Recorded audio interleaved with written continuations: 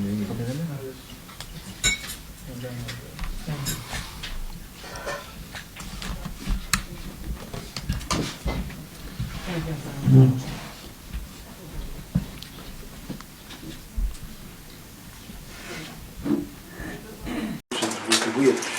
the Arizal begins the Chayim. So our first quotation and teaching is from one of the Shmona Sha'arim, the 8 gates of the writings of the Arizal, Shama Marei Rashbi, that particular gate in the writings of the Arizal that he explains and interprets the deepest sections of the Zohar. And here he begins as follows. Tana yitznius desafro, atiko da'atiyu kulu, ha'u dichsi ve'elam lachim asher malchu be'eretz Edom kulu. He begins by bringing from the Zohar the interpretation of what is called the world of Torah, the world of chaos. It's sometimes referred to as the world of nekebdim, of points that preceded our present order. And that is alluded to or hinted to in the Torah in the story at the end of Parashat Vayishlach, that there were 7 kings of Edom that ruled before the first king of Israel. And those 7 kings represent the 7 sfirot, or we call it the 7 levels, which some people misinterpret, as we're going to explain, to mean 7 millennia that preceded the present order that we are now in. So those are called the Melachim Asher Malchu Be'eretz Edom, the kings that reigned in the land of Edom before the reign of the Jewish people. After the 7 kings, that each one of the first 7 kings he ruled and he died. That's what the Torah says. Then appears an 8th king, his name is Hadar, and it says that he ruled, but in the Torah it does not say that he died. And also another important thing about him, he's the only one of the kings that the Torah mentions his wife and the name of his wife. He had a wife and her name was Mehitaveh. So there are 2 important things about him which differentiates him from all of the previous kings, that he doesn't say that he died, and that he was happily married. So apparently these 2 things are interdependent. If you don't want to die, then you have to be happily married. If you want to be happily married, don't die. Or at least go be a king in England.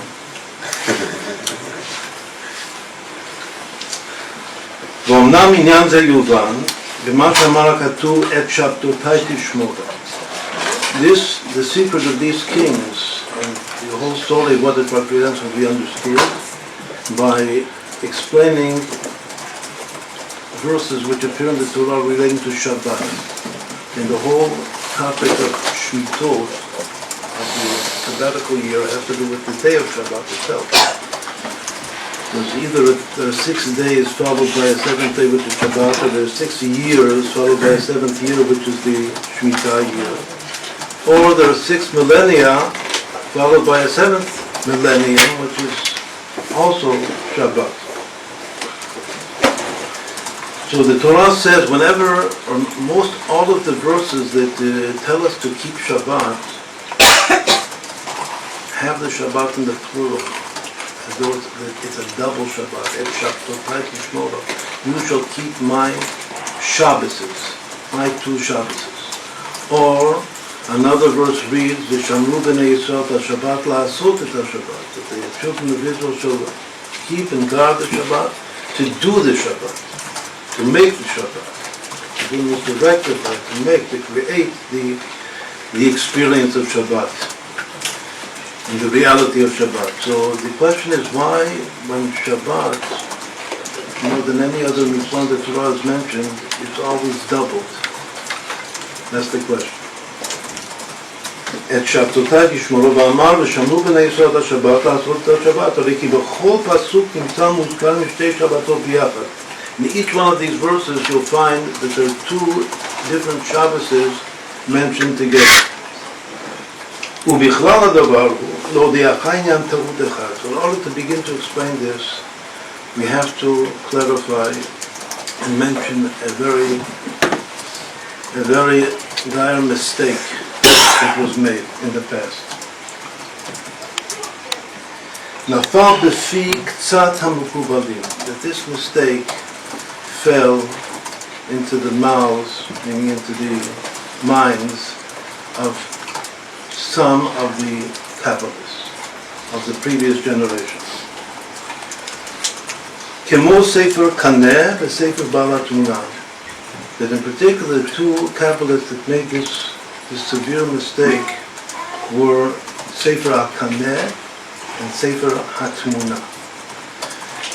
Now, when you look at these two, when we have to give some background, some record, if a person looks and opens up one of these two books, Tmuna and Kaneh, so you'll see that they are attributed in the cover page. It says that these books are attributed to one of the great Tanaim, Rabbi ben Taneh, also Rabbi Shmuel Kohen Gadol. Actually, two different Tanaim are mentioned in the very beginning as though these texts derive from them, meaning that they derive from the period of Chazal, a very early period of the Tanaim, which obviously would give them a lot of weight as authoritative texts. But both the Ramak, who preceded the Arizal, and the Arizal here in the piece that we're reading makes it very, very clear that itself is totally an absurdity.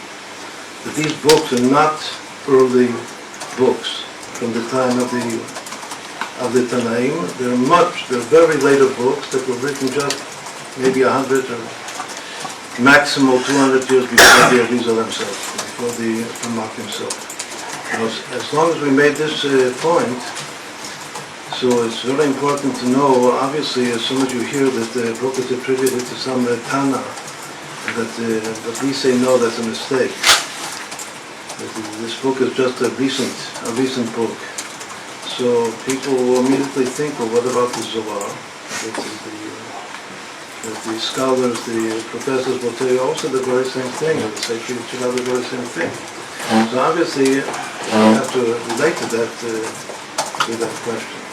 So it's very, very clear that these same sources were not quoting authorities in Torah and in Kabbalah.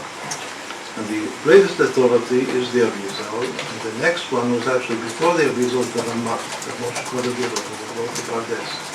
Now for them, it's 100% clear, with no peek-poop, no question whatsoever, that Sefer Yetzirah and Sefer Al-Bahir and Sefer Al-Zohar Kadosh are authentic, ancient, classic texts of Kabbalah.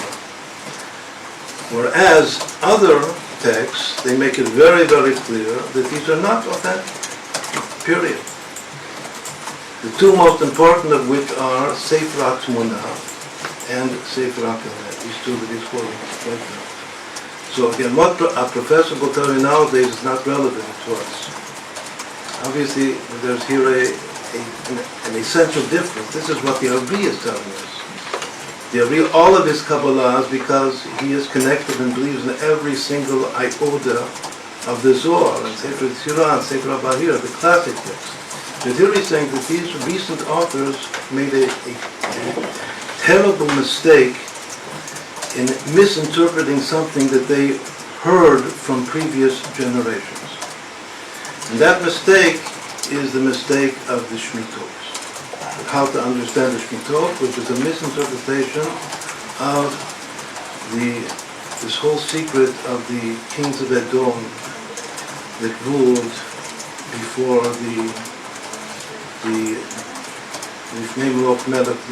before the first king of the Jewish people. We saw a parable.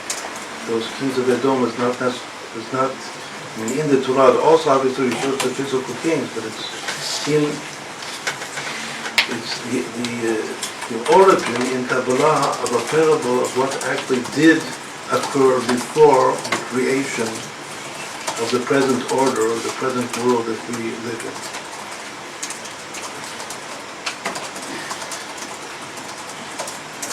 But the Ramak has pages and pages and pages, tremendously long section to refute the authority of these two books. Then comes the Arizal, and here, he doesn't do it in such length, it's just 100% clear that these recent Mekubalim, he doesn't even say that somebody attributes these books to an early source. As though he's taking it for granted that we know that these two books are just recent Kabbalistic books that have been written, and the authors are not reliable, period.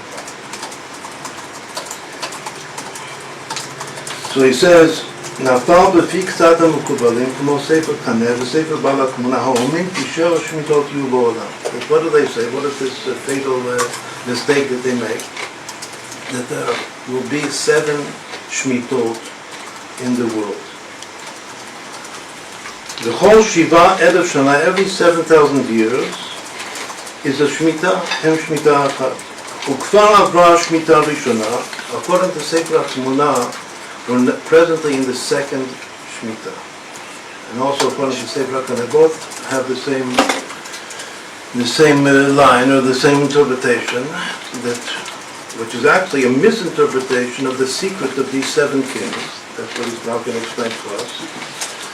That there was a first shmita, a first world of 7 millennia, according to their misinterpretation. And then our present order is now the second shmita, which is called shmitat ha-pachad. These shmitot follow the order of the shiurot, meaning that the first shmita was shmitat ha-chesed, with a 7,000 years of loving kindness. And now comes the 7,000 years of fear, shmitat ha-pachad, which is the shmita that follows chesed, in the 7 shiurot that correspond to the 7 attributes of the heart.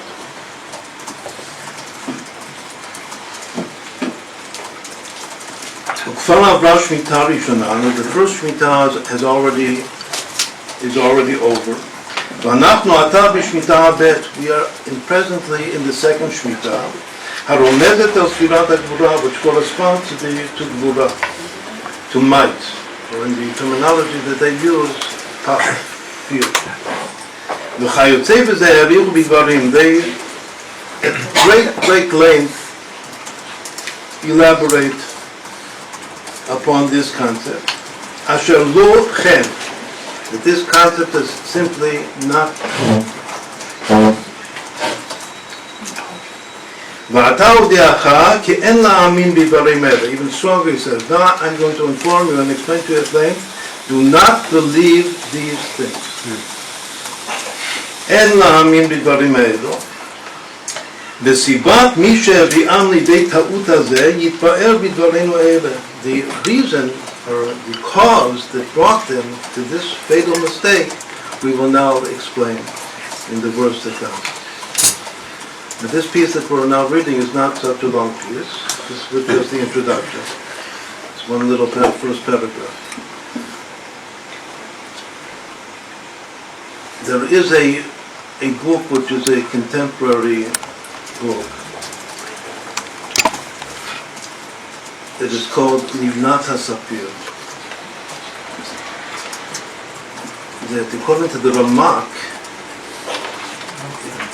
its author is the same as Tmuna. It's the same author as Sefer Tmuna. This book, since these were recent and Mekubalim that lived just before the Arizal and the Ramak, this whole group of Mekubalim in Ashkenaz. So they already had the Zohar. The Zohar had appeared on the scene already for a few hundred years. This particular text, the Nota Sefer, was first published just less than 100 years ago. But it definitely, less than 100 years from now, was published for the first time. But it is a work that is brought And once more, according to the remark, it's very likely that it's the very same author as the Sefer Hatzmona. And it's a text that interprets different sections of the Zohar, the Midrash, and the Elam, the Tosefta, which are two different parts of the Zohar. Now, in this text, he also, at greatest length, goes into this topic of Shmitot, and obviously he accepts this idea that there were Shmitot before, means that there were worlds. And when they say Shemitah, the basic problem that we're going to have and deal with is that they treat the world as physical orders, physical world, just like our world. That there were worlds before our world, and there will be worlds after our world is over.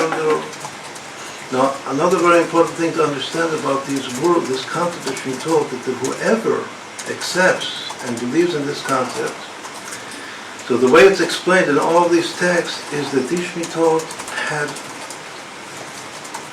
all similar creations like in our present order, but slightly different. Meaning that these Shmitot cannot at all be explained to be different stages of what now science calls evolution. It's even if one believes in these Shmitot, the way that they're explained has nothing to do with evolution whatsoever. Why? Because let's say there was a previous Shemitah before our present Shemitah. So according to these people that believe in these Shmitot, a previous Shemitah means that there were people there, and that there were animals there, and that there were trees, and everything was there, was different from exactly what we see. Maybe the animals were dinosaurs, but there were also people. There was everything. And that, it was a world that was totally wiped out of existence. And then, because as it says actually in the Midrash, it's a very important Midrash that we're going to have to try to explain also, that Hashem created worlds, and he destroyed them, because he said that these worlds do not find favor in my eyes. And after he destroyed one world, he created another world. So that's from Chazal, that's not from Sefer Hatzmona. That's a Chazal that the Rambam in Moreh Nevuchim disagrees with and would rather take it out of Chazal. The Rambam has tremendous problems with different explicit Midrashim, which are 1,000,000% authentic. But the Rambam, my knowledge, cannot stomach at all. And one of them is this particular. The two most important ones are this one that says that God created worlds and destroyed them. And the other is a Midrash which is brought actually in the same place in Medrash Rabbah, that Seder Zmanim Kadam Lezeh. That there were orders of time existed before the creation of the present world. And the Rambam totally disagrees with that, even though it's explicit in Chazal. He disagrees with the way he himself interprets that concept of Seder Zmanim, because he says that time itself was created just at the first moment of the creation of the present order. And there was no time before that whatsoever. But Chazal say, Seder Zmanim Kodem Lechon. And Chazal say, Borei Olamot Machlivan. So those are two most important Midrashim of Chazal themselves, that the Rambam says are as direct Aristotle Kadmut Olam. The Rambam has no problem in depth go into this Chakira. Omnam nevar bezrat Hashem Roshei Prakim k'meitzitz min ha'chalakim bitil yisek, but we are permitted to just a little bit peek. He uses the word peek at this question without contemplating it too much. והמשכיל על דברינו אלה ימצא טוב טעם ודעת אם יביnehu. I'm just going to open up a little petach. It says pitcho shel machat, just a little opening of the head of a pin. But this is actually what Chazal say about Maaseh Breshit, Maaseh Merkava, that if the Talmid, if the student, the disciple is wise and understanding in his own right, then just from a little drop, a little opening, he'll be able to understand and get a good true sense of a true answer to this question. והנה עניין החקירה הזאת אשר שואלים למה בריאת העולם הזה היה בזמן שהיה ולא קודם או אחר כך. Why was the world created at the time it was created, not beforehand or afterwards? ולכן צריך שדעת השם לבאר בחיבורנו, והוא כי הנה נודה כי האור העליון למעלה למעלה עד אין קטע נקרא אין סוף, שמו מוכיח עליו שאין בו שום תפיסה, לא במחשבה ולא בעירוב כלל ועיקר. It says that the original light of the infinite light of Hashem, it's impossible to grasp in thought at all. והוא מופשט, it's absolutely abstract, ומובדל מכל מחשבות, it's separate from any thought that we can imagine. והוא קודם על כל הנאצלים והנבראים והיצורים והנעשים. It precedes all emanations and creations and formations and actions. ולא היה בו זמן התחלה וראשית. It had no beginning of time at all. כי תמיד הוא, it was always, the infinite light of Hashem was always there, is always there. And it always will be there. So now, the first thing which is very, very important here in reading this section is that he does not say that God and his infinite light are above time, are not in time. He just says that God has no beginning to his time. It's very similar to an explicit verse that reads, Ushnotecha lo yitamu, that your years will never end, meaning that God's years never began and never will end.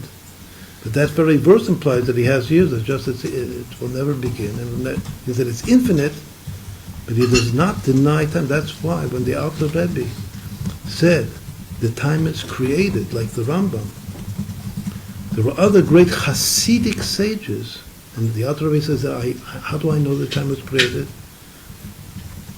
He didn't say because the Rambam says. He wasn't committed to the philosophy of the Rambam. He says because that's what I heard from my Rebbe, the Makilot message, that heard from his Rebbe, from the Baal Shem Tov. The time is created. One of the great Hasidic sages of that generation said, I don't believe that the Maggid, he was also a Talmid of the Maggid, I don't believe that the Maggid ever said that. Meaning that he thinks that the time is not created. That's a tremendous machloket. Here, if you read this text, Al Pip Shat, so it does not say that time was created. It does not say that God is above time and out of space. It just says that he has no beginning and no end. But the very fact, when you say that he has no beginning and no end, you're saying it in a way as though there is infinite time, but it just he never started and he never stops. Now, there are commentaries on the Eitz Chaim that explain that he's just saying it in a simple way, but he believes that God is above, that there is no time. That there's no such thing as time in the infinite light before the Tzimtzum HaRishon. Another very important thing about this section, since this section is at the very beginning of Eitz Chaim, it's before he explains the whole secret of Tzimtzum. So that's why the concept of Tzimtzum does not appear here. And what does appear here in this particular section is only Hishtalshalut, like the Kabbalah of the Ramak, that things evolve. This is called Kabbalistic evolution. That even the very first emanated or created being, which is called Adam Kadmon, is an evolution from the infinite light, without saying that in between there is a total blackout and vacuum, which is the thing. He doesn't mention that here at all. Because once more, this is before he presented that idea altogether. So the way he's saying it in his, for us it seems like a simplistic way, as though he's not denying the existence of time, even in the context of the infinite light of Hashem. He does not present here the concept of Tzimtzum whatsoever. He said everything is a hishtalshalut, an evolution from level to level, beginning with Hashem's infinite light. He just says that the infinite light is infinite. And therefore it can't be, you can't understand it, and it has no beginning and no end. But the way he says it is as though it has no beginning, that there's no point in time that you can say that it began at this particular point. Once more, the way that it reads is not to say that time does not exist there. But there are commentaries that explain that he really means that time does not exist. Just he didn't make a point of saying it, but that is not the way that it reads. The way that it reads is he didn't have a particular point of time which is the beginning point. He was always there. He always will be there. He has no beginning and end at all. So that's the Ein Sof, that's the infinite. והנה מן האין סוף נשתלשל אחר כך מציאות המאור הגדול הנקרא אק. From the infinite light, the Ein Sof is actually here taken as identical with Hashem himself. From the Ein Sof nishtalshel achar kach metziut ha'ma'or ha'gadol evolved. That's why there's no tzimtzum here at all. From the Ein Sof evolved the great luminary, which is Adam Kadmon. The Cholak Dumim, as we will continue to explain later in the text. And then came all of the lights that emanate from Adam Kadmon, and he lists 8 lights that come from Adam Kadmon, from his mind, from his skull. This is all just metaphors. His mind, his skull, his eyes, his ears, his nose, his mouth, his forehead, and around his body. Could be that those 8 lights are the 8 candles of Hanukkah. But those are lights that come out of, 8 lights that come out of Adam Kadmon. And then from those 8 lights comes the world of Nikudim, the world of points, which is told, that we explained before, that's called the first Shemitah. And afterwards come the 4 worlds, so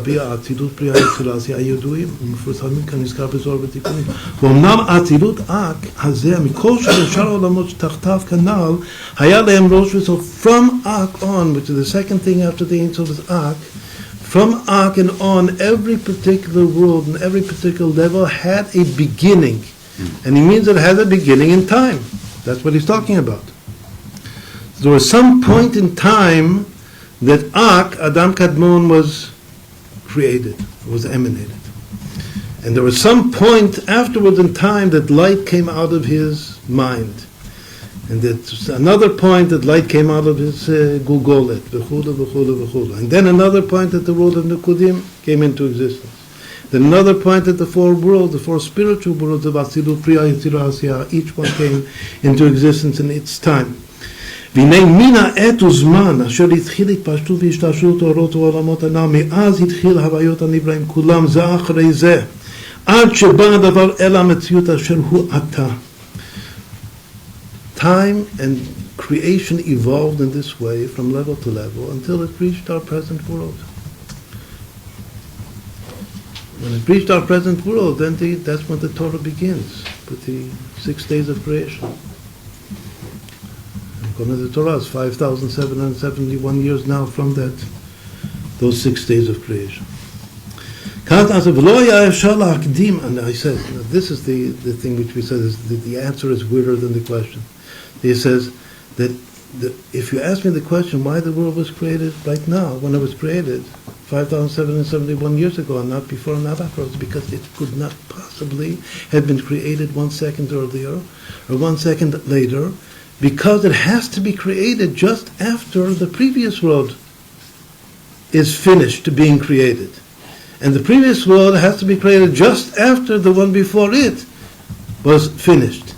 And so forth and so on, all the way up to Ak, and that's it. So there's no possibility that this world could have been possibly created 1 second earlier or 1 second later, because it follows. This is an order which is simply a law. So all the commentaries schrei Gewalt. That what does he mean? So why was Ak created at that moment? Maybe Ak should have been created one minute earlier or 1 minute later. But you haven't explained to me anything. It's just called Hadra Kusha Leduchta in the words of Chazal. The same question that you asked in the beginning is why the world was created in this moment and not before and not afterwards. And now just you're putting it up by a million levels. So, but what is the Chiddush for us? The Chiddush for us is that he's relating to all Seder Ishtalshus as a time process. That's evolution. And that's as a process of time, of evolution, right? It's called Ishtalshus, evolution. It says from spiritual to now, obviously, in Chazal it says that all the spiritual reality is not, again, it's not the physical time, like the Rambam says. So now we do have to use the Rambam. The Rambam says that before you have a physical world with physical motion, there's no physical time. It's nothing we call time. But he doesn't say that here at all. It's as though time even exists in God. It just has no beginning and no end. And the first thing that has a beginning is Ak. And from that point on, we can't possibly know how much time it took. Because every level takes its time. And it can take a long time, it can take a little time. We don't know, we can possibly not know. But again, what does he mean? What is he adding to our understanding of why it was created at this moment and not a moment before? We could ask the same thing about space. Let's say the same. Why are we sitting here? Why is the world right here? Why isn't it someplace else? That seems even a little stranger. Why is the universe right here where it is? So it says actually in the continuation of Eitz Chaim, it says that Hashem, the vacuum in which he created the Yakum, the universe, is in the center point of the infinite light. But also, what does it mean, the center point of the infinite light? Maybe the center point can be someplace else. In infinity, there's no center point. So why was the world created in this? Maybe it should be someplace else. Maybe we should be sitting someplace. Maybe we should be in a different time. Right now. Maybe we should be someplace else. Not right here. So what is the answer? Now let's say another Hasidic Shabbat. If I would ask you, why are you here right now? Why aren't you someplace else? Why is it right now, this time of evening, and not some other time? So in the secular language, they call it synchronicity, that we happen to be sitting together and looking at one another. In Torah, it's called hashkocha pratis. So the truth is that the world was created right at this moment, and not a moment before, not a moment afterwards. I asked, why did Hashem create it now and not before and not afterwards? Why did he create it here and not there? Hashkocha pratis. Now, if we meditate, contemplate that is even stranger. Because who's having hashkocha parties on who? We're asking the question, and it's not a joke. It sounds like a joke. We're asking the question: why did Hashem create the world at this moment and not the moment afterwards or before? Why did He create it here and not there? Which is exactly these four things. What was before, what was after, what is above, what is below.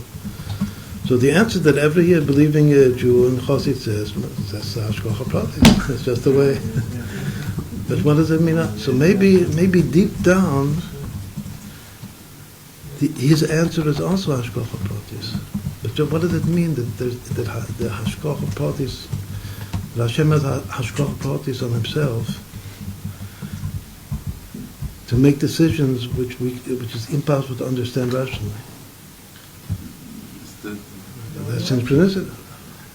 Right, so what is he saying here at the end? What is he saying? That there's no way out of no other possibility than the world be created just at exactly this moment, because it has to follow the previous world. And that world has to follow the previous world all the way up to Adam Kadmon, and then we go straight to Ein Sof as infinite time. Right, so this is the second Chakira, which is the beginning of Eitz Chaim, which is again a very, very strange thing. Now, we said before, we'll read here the Shemen Sasson.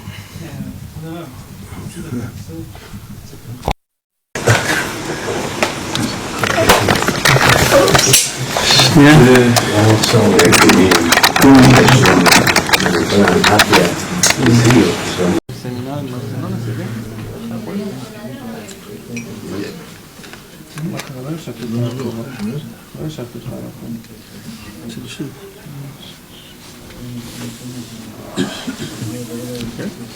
עודד רוצה לאחר את הזמן. למתי? הוא לא יודע עדיין. עודד רוצה זה יהיה ביוני, 12 and 13 ביוני, אבל he doesn't know yet. Anyway, הכל סינכרונס. הכל סינכרונס. מה שיהיה. בסדר, יצחק, בסדר? טוב.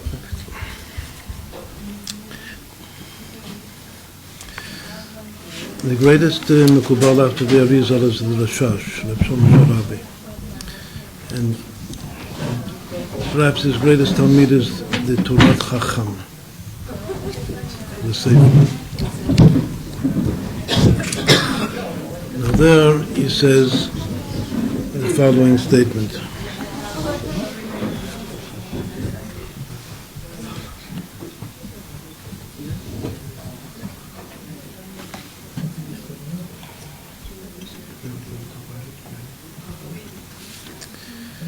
The one that Torah Chacham. עכשיו, we're going to read now a section from the most, perhaps the most important commentary on the Yitzchak is called the Shem Tzasson, one of the most important commentaries, and he quotes the Torah Chacham, and he asks a very strong question against him. How he could possibly say such a thing. He begins by saying, this is now a commentary on this piece that we just read, about why Hashem created the world at the moment that he created, not a moment before and not a moment after.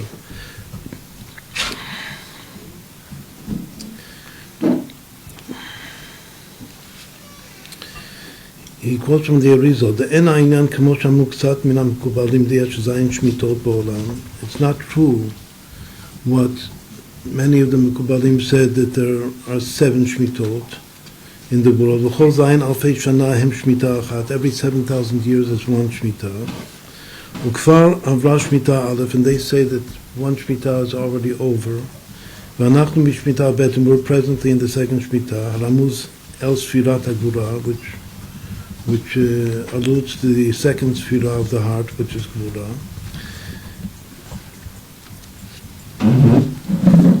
Now he says, "V'ayen b'sefer Torah Chacham," who says like this: "V'inei navochu katav b'yom aleph shel briat ha'olam kfar ha'prat ha'aleph shel chesed kfar hayalo vav alafim shana bo'oto hayom v'nidbak b'ma'atzil yu'uyan sham." He said that on the very first, what did we read just before? The first fourth section that we read from the Arizal. It said that there were the 7 days of Tohu, and then the 7 days of Tikkun, and because the 7 days of Tikkun were rectified, therefore there will be 7,000 years. This particular text, which he based himself obviously on his Rebbe, the Rashash, who in the most profound way explains and increases the amount of detail and the dimensions that are taught in the Eitz Chaim B'dei Arizal. So he says a statement like this. He says, he doesn't say that on the first day alludes to 1,000 years. He says, since the first day of creation, which was, say, the 25th, according to what we said before, the 25th of Elul, the first day of the creation of the world rectification, since it was a rectified day, it means that in that one day, there were a total of 7,000 years in that one day. And since there were 7,000 years in that one day, there's not what we said before at all. Since there were 7,000 years in that one day, so that day was totally fixed, and when something is totally fixed, it returns to cling to its creator. That's the expression. Nidbak b'ma'atzil. So This is the quotation. We're going to have to explain what this means. This is a quotation from Torah Chacham. And the Shemin Tasson, after he just quoted us what we read before, that the Rizal saw against Shmitot. So he says here, "V'lo zachiti la'avin achar ot divrei Rabbeinu hanizkarim b'shar ma'amarei Rashbi sham." After just reading what we just read before from Sharei Rashbi of the Arizal, I can't possibly understand what this great recent Mekubal, who's 100,000% Ari and 1,000% Rishash, and there's no question under the world that he could be influenced by somebody that the Arizal says is not true. So I cannot possibly fathom what he's talking about. How can he say that one day is 7,000 years? Now, there's a more recent authority who is we'll say the last word to date in the interpretations of the writing of the Rizal as a Sephardic Mekubal. His name is the Kerem Shlomo.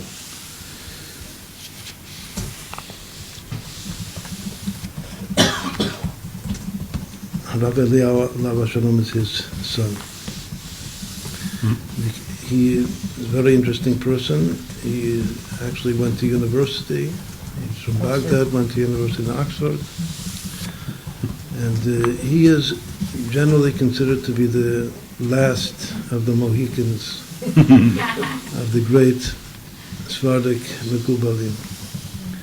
And he has a very large and deep commentary on the Eitz Chaim. He doesn't go all the way to the end, but he goes much of the beginning, which is the bulk of the wisdom he treats.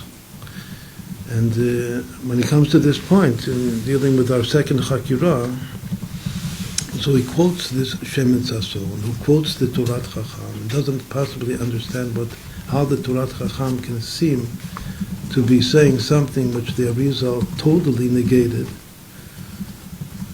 And he explains that if you look into the Torah Chacham inside, you'll see that he's only relating to a teaching of his Rebbe, who was the Rashash, that says that all the parts of one, as we said before, he elaborates and expands tremendously upon the detail of the structure of all of the worlds as the Arizal presents it.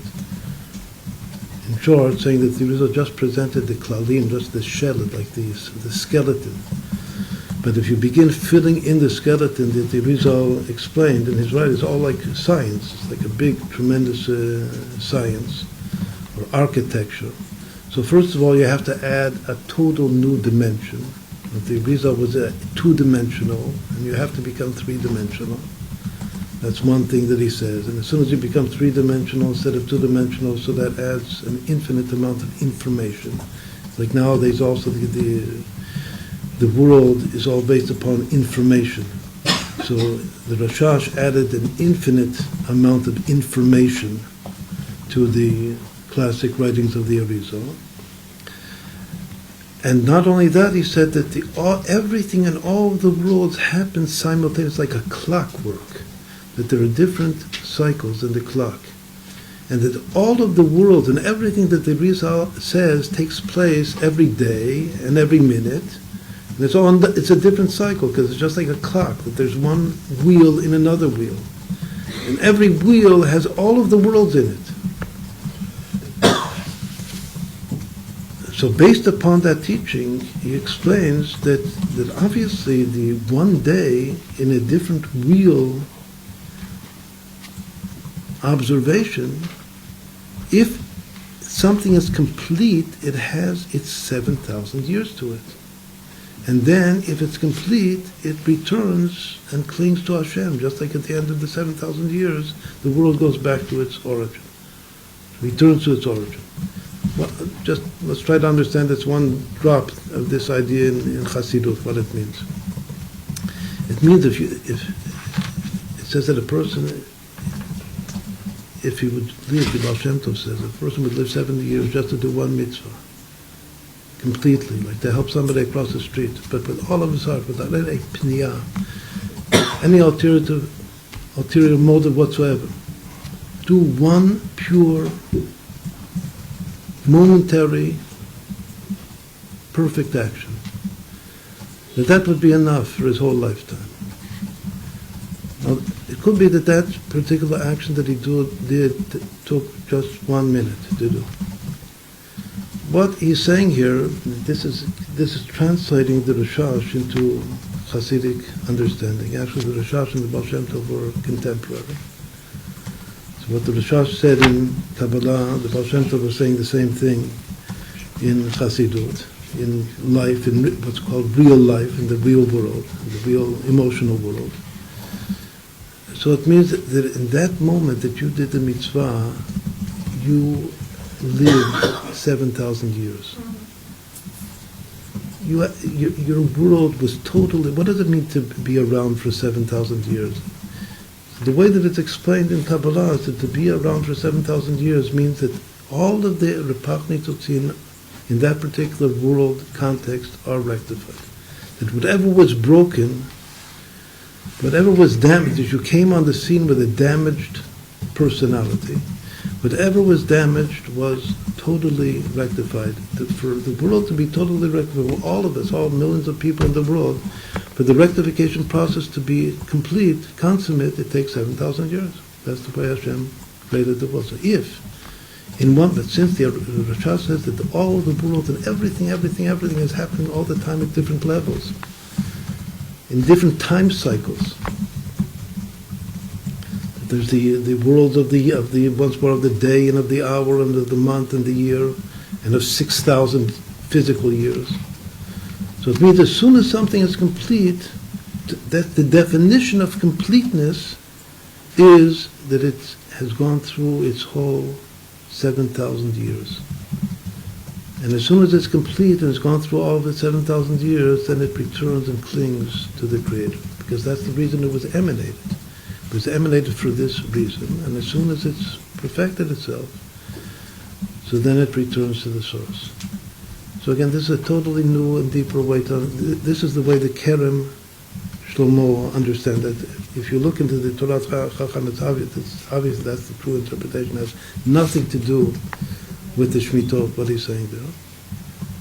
It's just, but the idea, the 7,000-year idea, based upon the Rashash, is truly present in every second. Now this goes back to what we said before, that time is relative. Just to say time is relative is a vague statement. But the Rashash makes time, just like everything else, relative discretely, just like we talk about discrete mathematics. Meaning that there are cycles within cycles within cycles, and each particular cycle has its completion. And here the idiom for the completion of the cycle in time terminology is 7,000 years, which is a whole Shemitah. And that, if something was perfected, it means it went through its 7,000 years. So it means that there was a prat of chesed on the first day of creation. It was before Yom Echad, before man was created, before sin. So those days which were pure days of creation, each one in each particular prat had its all 7,000-year completion to it, and went back to cling to its creator, which is our Kodesh Baruch. And so now what do we see? We see that something is just like the whole concept of Chad Charuv is that not that Hashem discards the world in order to create a new world, which is the misimpression, but that it comes back. So it comes back to be rectified. Meaning that this very theory which the Arizal discards also has to come back to be rectified in a new version. So the first new version is the way the Alter Rebbe explained it. That he explained it we can't go back and say that what now is happening is the same thing that happened before, just a different version. But we definitely can say that there's a second Shemitah. You just have to understand it properly. But now we're saying something even much more deeper. This is based upon the Kabbalah of the Rashash, which is the updated Kabbalah of the Arizal, as the way that the Torat Chacham, his greatest disciple, explains.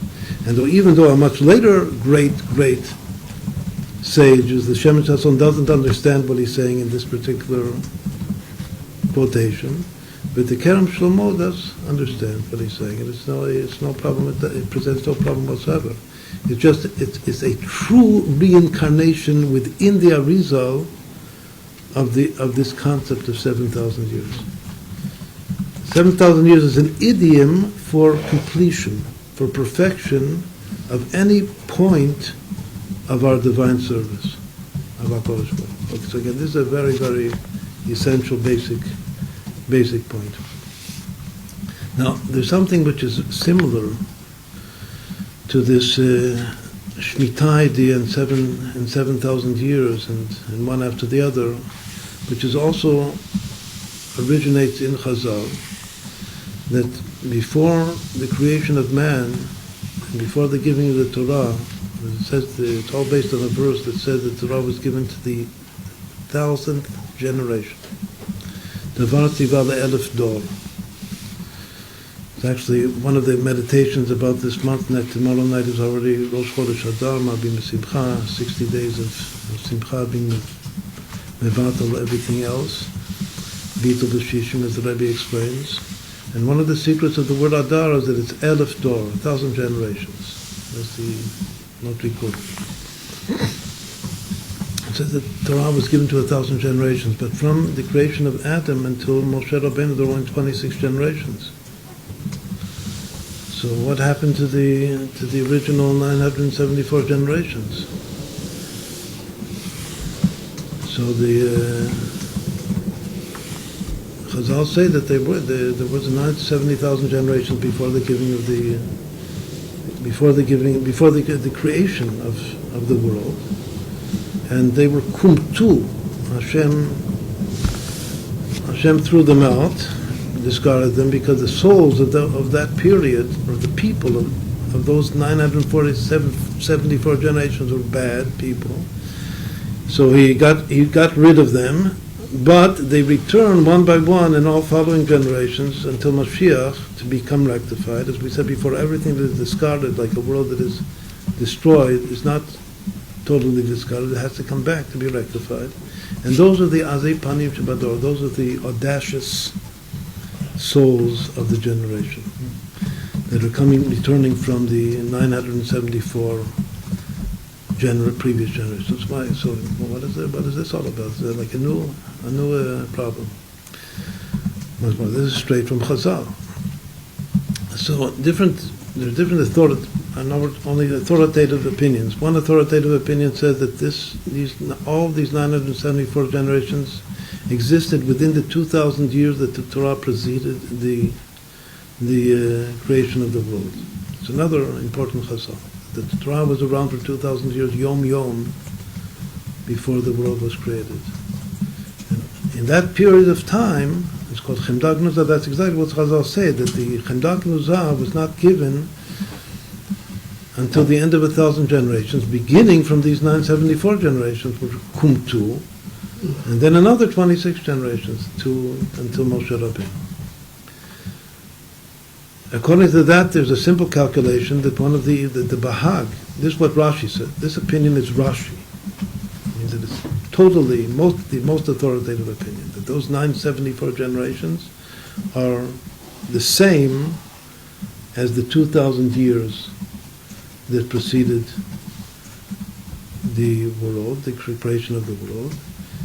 Meaning, and this actually brought to a previous great sage called the Bahag, that he even makes a calculation of how many years does a generation have, which is simply the 2,000 years divided by 974. So he makes an exact calculation for some reason. He really takes it seriously, and it's 2+ years. I mean, every generation is a little bit more than 2 years. A little bit more than 2 years. That's a generation. But it's a little bit more of 2 years of those 2,000 years that the Torah. No, it's more than 2. It's more than It's almost more than 2 than 24 months. A little bit more than. Right. Almost that long.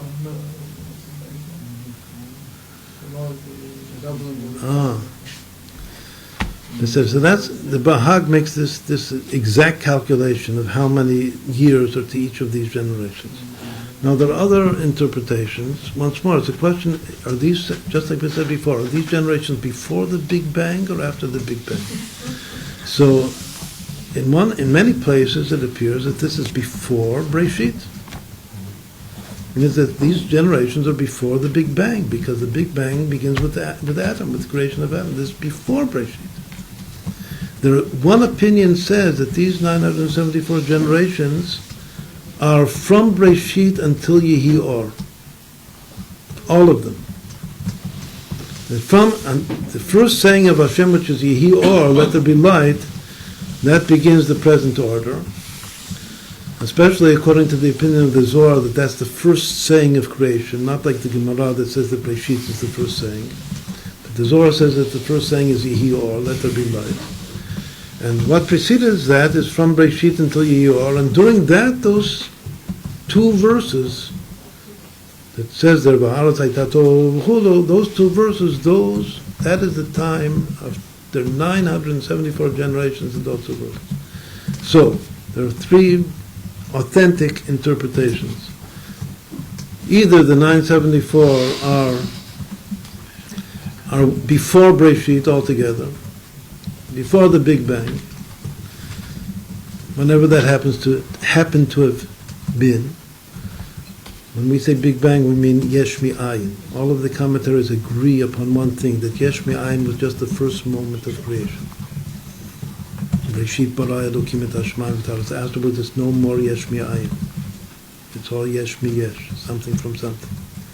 Ex nihilo is just the first moment, and everything, all the what's called the raw material, the chomer hiyuli, was all created instantaneously in that first moment of creation. So again, that sounds very much like the Big Bang. But that's exactly the way it's explained in all of the commentaries on the Torah. Pshat, Remez, Drush, Sod. But one opinion says that all of these 974 mysterious generations were before that. Or they were from that moment until the appearance of light. Or they correspond to these 2,000 years, which also is a little bit mysterious. We'll just explain now the way the same commentator, Kerem Shlomo, explains it. But these mysterious 2,000 years that Chazal say that the Torah preceded the world. That if it's 2,000 years before the world, it means it's also before Breshit. It's just a definite time zone, a scale, which is a scale of 2,000 years. That the Torah was around before the creation of the world. That Hashem was Mishta'asheh, took delight in the Torah. How long was the generation? The Kerem Shlomo, there are different opinions. One opinion is what we just said, that a generation is 2+ years. That's what one of these generations. Says that the world is 24 now. For some reason, people believe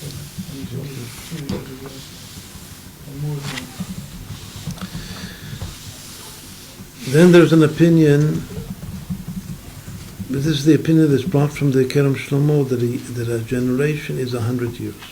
We'll explain to Paul what he means. 100 years means that these are the 2 extremes. Either a generation is 2 years, or a generation is 100 years. And we're all talking about this particular context. Since the 26 generations afterwards took 2,448 years, so there's a very simple way of determining how much is a generation. It's taking 2,448 and divide it by 26, and you'll see that a generation, the average value of a generation is 94 years. Now that's another opinion, that a generation here is 94 years. Then there's an opinion that it's 70 years. And there are other interpretations, meaning that how long each one of these generations is definitely not an agreed upon fact. As we said before, time itself is all relative, but just saying how long each one is not a cut fact. We said that the Kerem Shlomo, which is, as we said, the last great Sephardic Mukubal, he says it's 100 years. And he explains what it means. I'm going to now explain what he says, just in order to give us an understanding of how the Mukubal thinks. And he does not think in the way, say, of 13.7 billion years of evolution. Obviously, he does not think in that way at all. So, how does he think? He thinks just like what we read now. Actually, he says it in his interpretation, the way he interprets this very, very mysterious 974 generations before creation. So he explains it in his interpretation on this piece of Eitz Chaim that we just read. He says a generation is 100 years.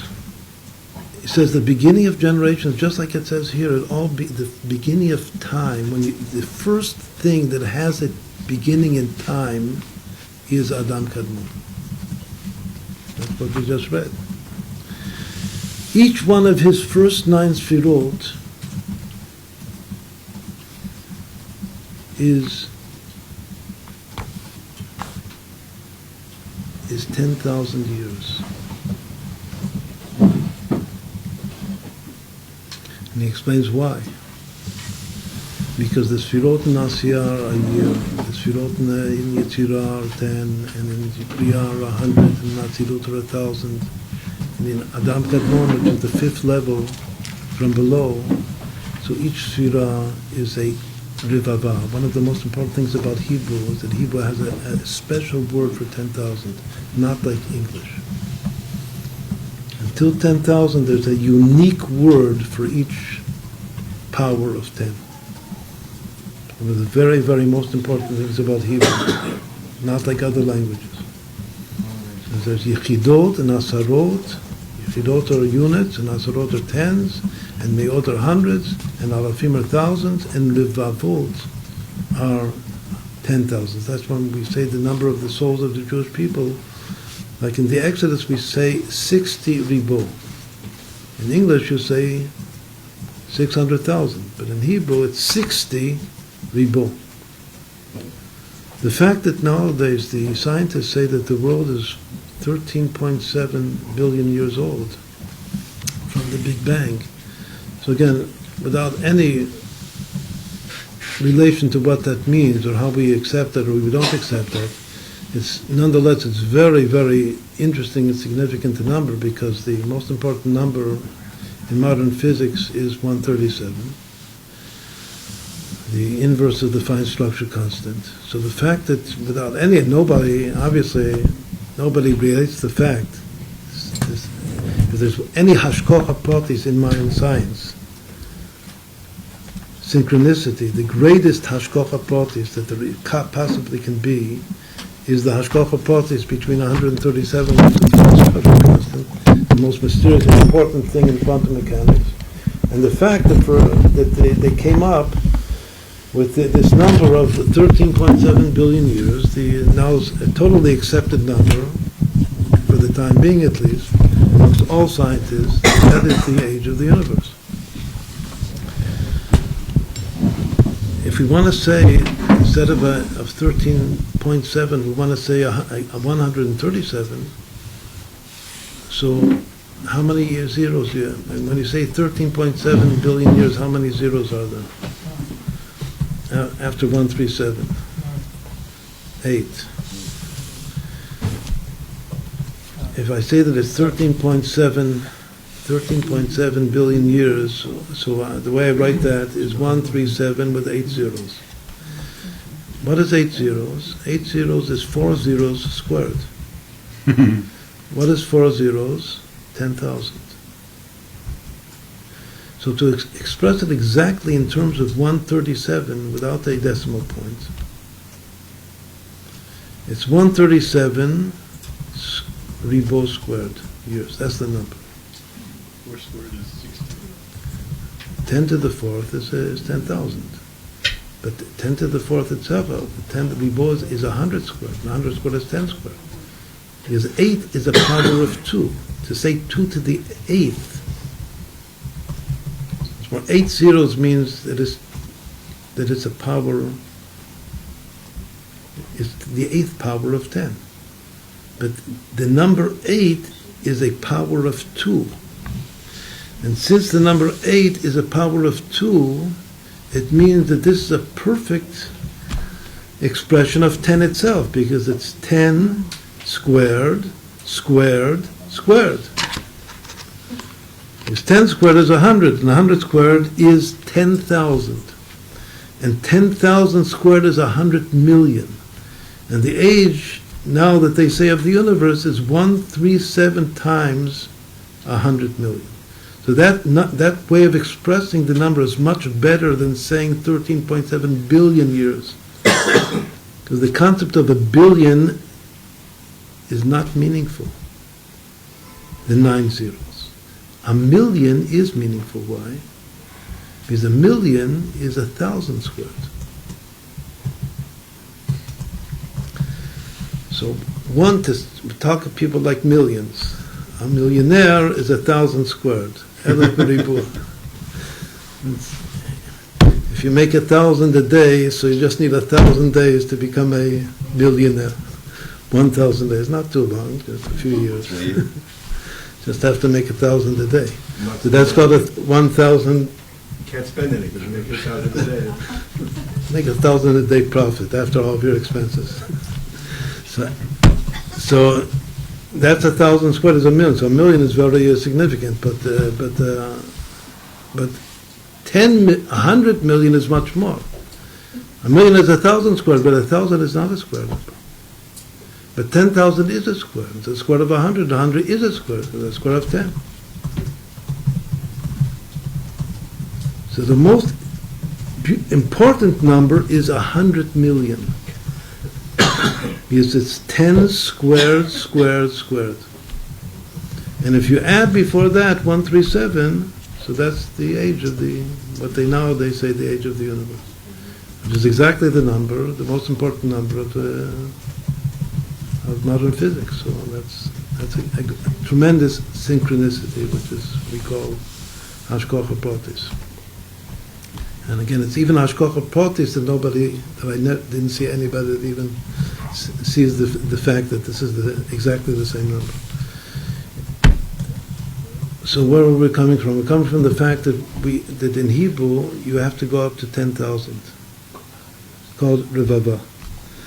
And every sfira of Adam Kadmon is 10,000 years.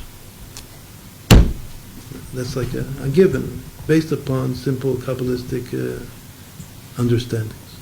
Meaning that if I'm not trying to understand the significance of 974 generations before the creation of the world, and that every generation, he says, is 100 years. That's the 100 years of Pirkei Avot. Ben me'ah kilomet ba'avaru bata min ha'olam. Pirkei Avot, lifespan goes from 0, the first age is 5, and then it goes all the way to 100. Then it stops. So Pirkei Avot is based upon a generation of full, total lifespan being 100 years. It's the lifespan of a great eagle. That's what it says in Chazal. That an eagle lives for 100 years.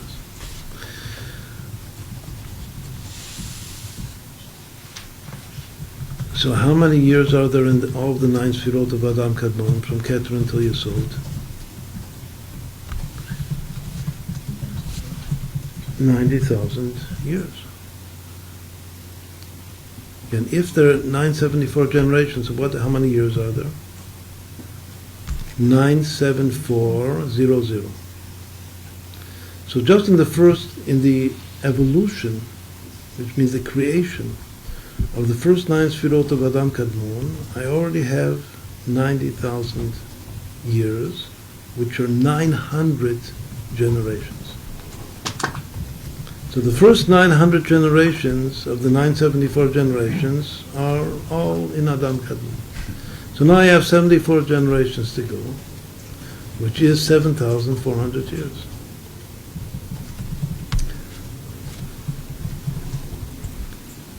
In Atzilut, the Partzofim are just 1,000 years. According to the deep teaching of the Rizal, after Adam Kadmon, first of all, what about the Malchut of Adam Kadmon? The Malchut of Adam Kadmon, which should be another Ribo, another 10,000 years, descends to become the life force of the world of Atzilut, as explained in Kabbalah. So I don't count that by itself, it just now enters the context of the next world, which is Atzilut.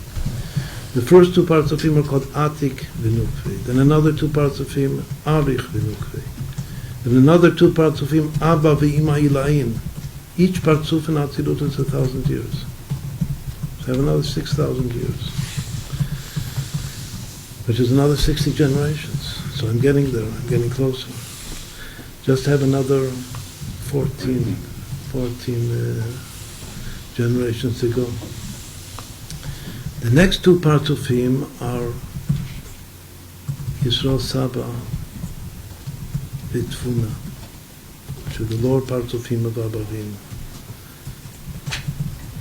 But the last 3 Sfirot of those parts of him, each Sfirah is now 100 years. The generation, the last 3 of those Sfirot descend to become the vessels of the mochin that enters the Eranpin, which is this world. Meaning that in each one, I only have 7 Sfirot of Yisrael Saba and 7 Sfirot of Tfuna, meaning that I have another 14 generations. Meaning that I now have exactly, according to the analysis of this, like the deep Ari analysis, that from the beginning of what we just described here, as the Seder of time, the time begins from the Keter of Ak, all the way down to Zeranpin, which is called this world. I have exactly 974 generations. Each generation 100 years, and so again, this is the way a Mekubal thinks. What it means 974 generations. What about the next 26 generations till the giving of the Torah? So the way he explained the way he explains it, that these 974 generations are not, as Rashi explains, it's not the same as the 2,000 years that the Torah preceded the world. Because the 2,000 years that the Torah preceded the world are Chokhmah and Binah, the mochin of Zeranpin, which are mulubash, which are inside those last 3 and 3 Sfirot and Nehi of Yisrael Saba U'Tfuna. And each one of those mochin of Chokhmah and Binah of Zeranpin is 1,000 years by itself. And those are the 2,000 years of the Torah. And then the 6,000 years of this world, which correspond to the 6 generations, it's also alluded to, but let's explain it better. Those 2,000 years, so he does not count that outside of the context of creation. He counts that within the context of creation. Because we have 26 generations from the creation of the world until the giving of the Torah. So within that context, he counts these 2,000 years, which are the Chokhmah and Binah of Zeranpin, and then the 6 days of creation are the next. In Zeranpin, it's 100 years, or the next 600 years, with another 6 generations. This is the way, and you can read it and put the whole thing inside. This is the way it comes out that Zeranpin now, he is the 26 generations from the creation of the world until the giving of the Torah. Right, so this was just, again, to see how he bases his thought process according to the logic of what we read. That all evolution of time is the evolution of worlds from Adam Kadmon Adam. Because he gives it particular units of time. What comes out here at the very end of this piece that we read is that, we didn't read the last few words. The last few words read here that we now cannot know at all how long it took. Because since we can just know that it happened exactly at the moment it has to happen. But how long it took when it began, not like the pshat here is not like we just learned from the Kerash, even though the process is a similar process. He says that we cannot know at all how long it took. כי כל עולם ועולם נברא אחר בריאת העולם שלמעלה ממנו. כל העולמות היו נבראים ומתפשטים ומשתלשלים והולכים זה תחת זה בזמנים שונים ומאוחרים זה אחר זה. All of the worlds evolved one from the other in different times, one after the other, which we cannot know exactly. עד שהגיע זמן בריאת העולם הזה, until it reached the moment that this world has to be created, ואז נברא בזמן הראוי לו. And then this world was created in that time which is fitting for it. Meaning that once more, the pshat of this is that before there was time, even the same time. He does not distinguish at all between the time before and the time after. He just says that this world was now created exactly in that time which is fitting for it to be created. Achar, after the creation of all of the higher worlds. This is enough for us to say here. We cannot explain this in any more breadth or depth. The last three words he says here, how it was, and how much it was, and when it was. There are different interpretations of in the commentaries of what those three words refer to. How much, when. You can just say that if you look at those three words, Eich is Kel and Kama is Adni, and the three words are an ascending form, an ascending quadratic series. But the most important thing about these three words, Eich, Kama, Matai, is that they equal 3 times Yaakov. That's the average value, 7 times 26. It's a very beautiful gematria here for the conclusion of this section. Eich, Kama, Matai. So we cannot know Eich, we cannot know Kama, we cannot know Matai. Okay, so this was our second quotation. Now let's conclude. This is just opening again this whole idea of the age of the universe and evolution and our 13.7 billion years, and versus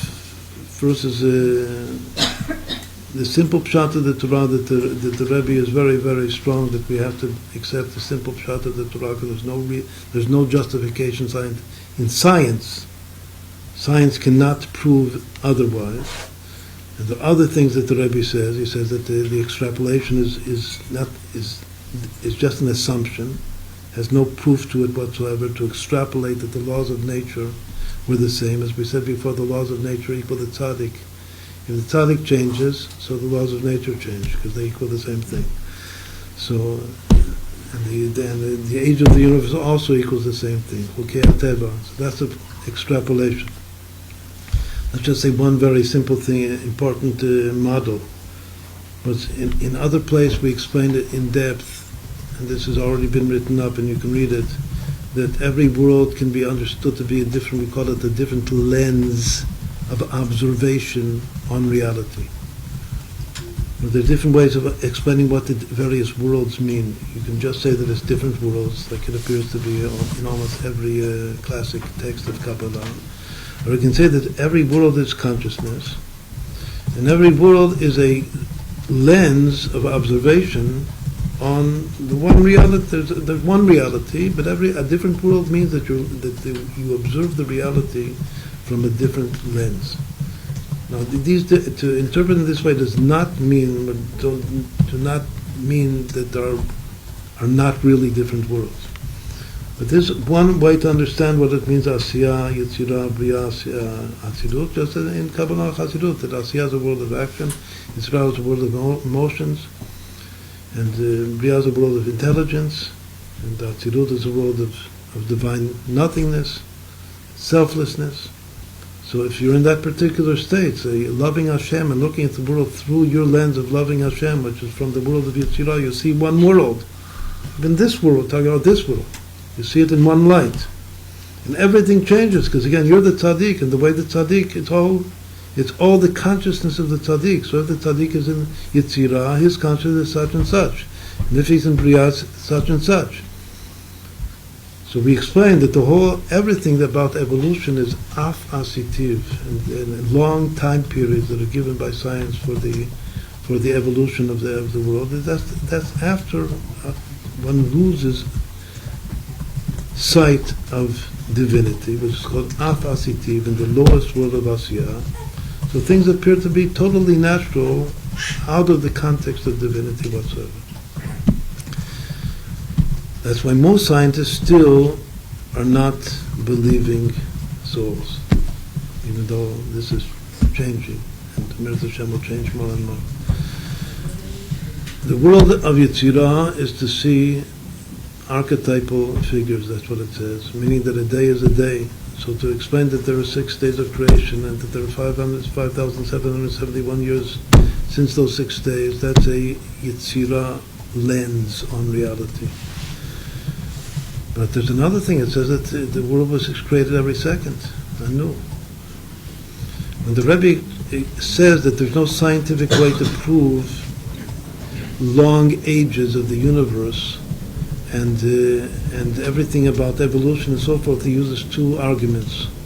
One argument is that extrapolation assumes that the laws of nature are constant, and that assumption is, there's no logical absolute basis for that.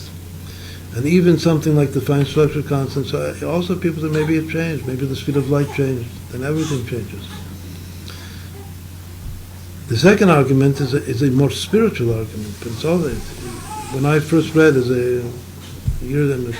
decades ago, these 2 arguments of the Rebbe, so I actually like the second one better, because it's more mufshat. That the second argument is that maybe God created the world with fossils. Maybe that's why he created the world. It has nothing to do with how long it took. Nothing to do with the laws of nature. If I believe in creation, so God can do whatever. He can create the world with all the fossils there. I was immediately attracted to that because I had less relation to reality. Less more relation to spirituality. What is the difference between these 2 arguments? First of all, how is it the best way to say the second argument? The best way to say the second argument of the Rebbe is that the world was created with memory. Just like a human being was created with memory, just like we have Meretz Hashem, at some point we want to have a whole long seminar on memory and aging, that it goes together. So the world was created with memory. The memory also has to do with incarnation, because very often maybe you remember that we were here before. So if you remember something from before, maybe it didn't happen, it never happened. But it's part of your consciousness, the memory. So maybe the whole world is created with memory. It remembers that it's 13.7 billion years old. It's just memory. What can you do? That's what it remembers. So this is the second argument of the Rebbe.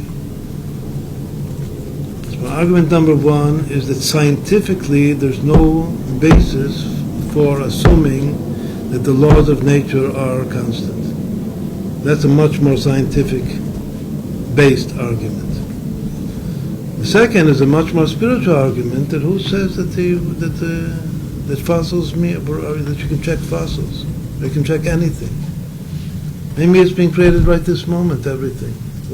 Maybe it's not even according to this argument, the world does not have to be 5,771 years old. I can just believe it because it says in the Torah, but the second argument says that the world can be just created in this moment. that right now we're all being created with all of our memory. There's no way to prove that you were here a second ago. Because maybe you're being created right now. And in a certain sense, that's true. Because we believe that Hashem creates the world anew every second. Just as a concept in Chassidut, that the creation every second is called chidush hayeshanot. It's recreating. It's a recreation. Also has to do, it's like a reincarnation of the Shemitah concept. But maybe it's not, maybe it's a little bit more than just recreation of chidush hayeshanot. Maybe that's called mechadeh. Maybe it's more than just mechadeh. Maybe it's really yesh mi'ayin. No way to know that it isn't. So maybe just this moment, maybe we're not even created at all. Maybe we're not even here. Because everything is Hashem. We're all just, Hashem maybe is thinking us right now. We're all part of his dream. This Rabbi Yitzchak talks about it. Hashem is dreaming us right now. But we're nowhere. Mm-hmm. So these themselves are the four different lenses on reality. But for the two arguments of the Rebbe are the Yetzirah argument and the Bria argument. To say that laws of nature change and there's no reason to assume that everything is constant, that's going up from what is af-asitiv? Af-asitiv is that, once more, that people like evolution and like to assume, they have an affinity to assume that things change minimally. And therefore, so long as you can't prove to me that the speed of light was once different from what it is right now, so I will assume that the speed of light is the same. Where does that mentality exist?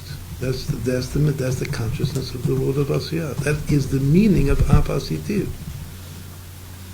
I have no reason, you cannot give me any rational reason to say that the laws of nature have changed. So why even suggest that the laws of nature have changed? I say that they're constant, and therefore I can extrapolate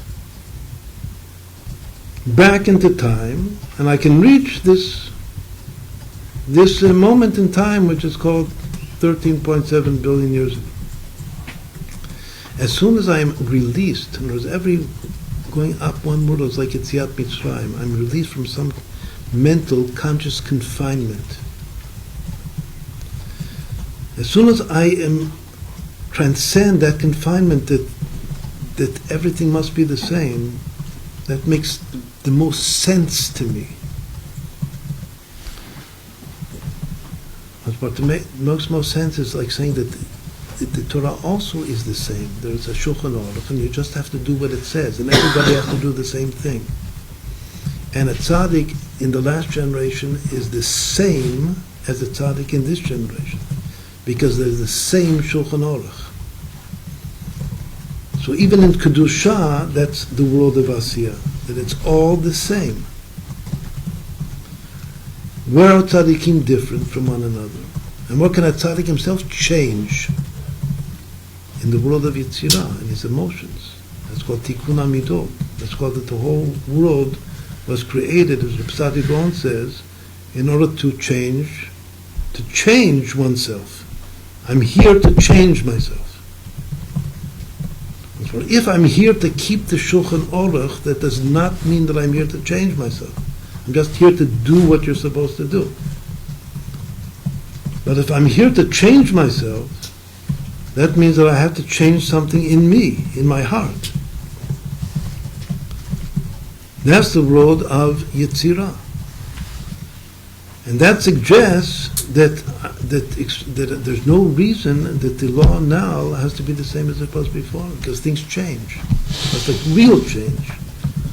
In the very essence, we call it now the fabric of the universe, change occurs. The fabric of the universe, of the laws of nature. So according to that, it's very, very simple to say, to take the Torah literally, that the world was created in 6 days, and we're now 5,771 years after that.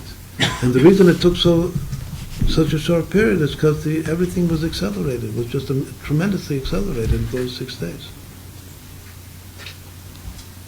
Again, this is the explanation, the argument number one. So The reason, let's say another very important thing, the reason it's so important for us to talk about this in the first place is because the Rebbe also talked about this. Why did he talk about this? What motivated the Rebbe to discuss these things? Because he had to answer students. He had to answer university students. University students came. This is the origin of these letters that the Rebbe discussed. They wanted an explanation. And this is important because you have to be able to relate and to answer the university student. We were just talking about before, this whole generation is to, if there's something that has to be conquered, like conquering the land of Israel, so our generation, in order to bring Mashiach, is a generation that has to conquer the academy. If you can't conquer the academy, you're no place today. You're just where you are. Nothing changed at all. Maybe there's another Baal Tshuva. So for Hashem, it could be that Baal Tshuva, if he has one moment of a mitzvah, so he has 7,000 years in 1 moment, that's great for the prat. But for the klal, it's still taking a long time. So again, the arena, our arena of activity is around and in the academy. So, and since the academy is in the world of Asiyah, which is Af, it comes after the Af, which is Mafsik, which is Dinim and Kas, Charon Af Shel Makom Ba'olam, because of the assumption that nothing changes, which also implies that there's no God and there's no Hashgacha Pratis. That world has to be transcended. That the first explanation of the Rebbe is in order to Kulei Haivu Ulai, once more he was talking to students, whether he accomplished it or not, that's a different question. Whether the Rebbe was successful in making all these students Bali Tshuva or not is another question. If he would have been 100% successful, so Mashiach would be here already. Meaning that it's an ongoing thing. Just a few years ago, we were discussing the fact that the Rebbe had there was a great Jewish Kabira, it's still around, right? That he wanted to donate 100 million, 10,000 squared dollars to Jewish education. And when the word came out that there's this guy that wants to give a ribo squared dollars to Jewish education, so everybody was after him. The Rebbe was after him. He invited him to come. So the beginning of the Nissus, he invited him to come. Where did he live, in Boston or someplace in the New York? North Carolina. North Carolina. Somewhere I think in the any event, he came and the Rebbe spent hours in Yechidas trying to convince this guy that the best possible cause that you can have to save the Jewish people is to give me the money. It didn't work. You know, that he had the money, he thought that he could raise it, and he probably could. Okay. The reason that it didn't work, he said, the person said that he said that it's too much of a say. I don't think that he said it was all dugri, it was straight in the face of the Rebbe. He said to the Rebbe that I don't believe that you will be able to get to the outside world. You're too in your sect. You will not be able to reach out, and that's the word that they use, outreach. It will not get to the whole Jewish world. So again, that's the problem. That's the problem, because we didn't get the $100 million. Maybe very likely he was wrong, but that's what it.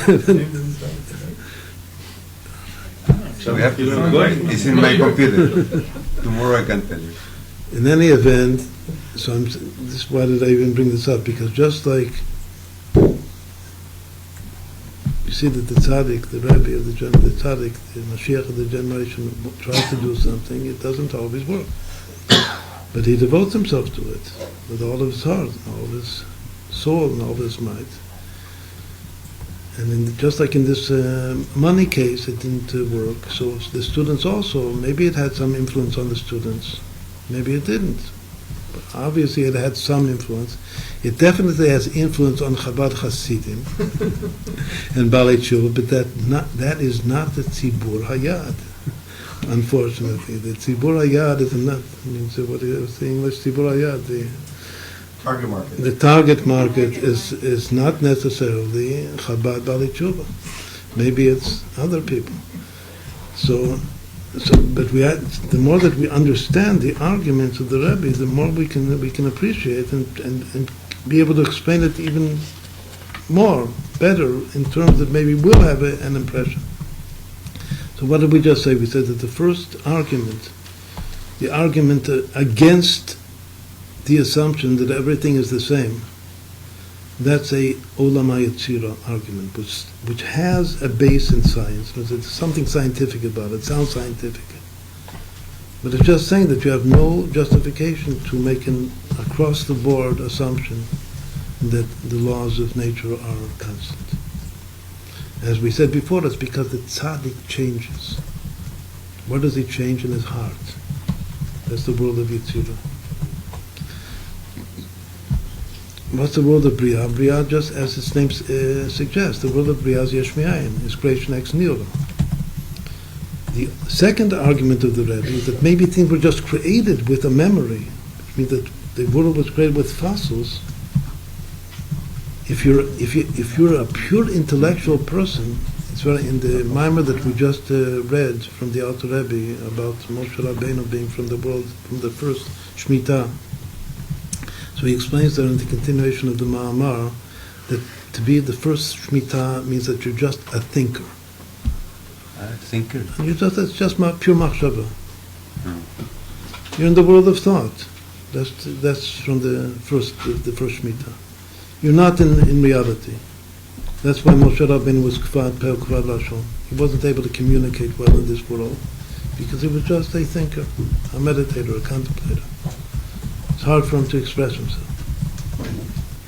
So in our context also, the second argument of the Rebbe is a pure Olam HaMachshava argument. Even in science nowadays, there's a concept, what's called a thought experiment, that Einstein tried to use to disprove quantum mechanics. The things that you can't do in the laboratory, you can just create the experiment in thought. So anything which is a thought experiment is a world of Bria attempt. Now, here also, to say that the world is being created right now and that it's being created with it was created 5,000 years ago, doesn't matter, but it was created with memory, with fossils. So that's a world of Bria argument. That's just a pure abstract thought argument. Let's say something a little bit, another point that we always used to teach about this, since we liked, personally, we liked this argument better than the previous argument. Both of them appear in the letter of the Rebbe, in the letters of the Rebbe.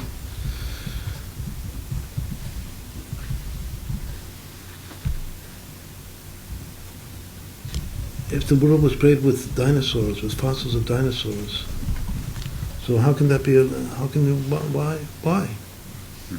Why does Hashem create the world with dinosaurs and other fossils? So you have to say that the dinosaurs are fallen images that became materialized from previous spiritual worlds. This was one of our basic teachings throughout all the years. Since we liked this idea of the world being created with dinosaurs, with fossils, so to give it a little bit more flesh that does not appear in the original letter of the Rebbe, we explained that what that means is just like it says in Kabbalah, that all of even the word, the first Shemitah, so in many Kabbalistic texts it says that the first Shemitah of Tov, according to the Arizal, just took place in thought. In thought, and Hashem, just like we said before, that maybe Before we were saying it much stronger, that maybe we don't exist at all. We were never created in the first place. We're just part of Hashem's mind. That argument that the Rebbe doesn't say, that would be an atzilus. That would be like the word of atzilut. That we're still, it's all part, there's nothing else. What is the atzilut? That there's only pure divine, only Hashem is there. Like it says about the Chad Charuv, like Rav Katina, it's very important that the person that said all of this is Rav Katina, that he probably is a Gilgul of Yoktan and of Katonti, of Yaakov Avinu. He's Maktinet Atzmo. Rav Katina means this, the one that says that the world exists for 6,000 years and there's one Charuv. His name is Rav Katina. He was a relatively rare sage. This is not obviously not the only time he appears, but not too many times. And his name means small, means that he's the small rabbi, Rav Katina. Now, Chazal say whoever is small means that he makes himself small. Means to understand this whole secret of Shmitot and time and 6,000 millennia, the only person that can understand this is somebody who's really small. It could also mean that the whole mentality of saying 6,000 years and another 1,000 years, that's also small-mindedness. Even Abaya says, let's make it a little bit more. Instead of 1,000 years, one Shabbat, 1,000 years destroyed, let's destroy it for another 1,000 years. A little bit more than you said. But the verse that he said for the Chad Charuv was the verse when Yiskav Hashem levado b'yamahu, that Hashem will be exalted alone for that day.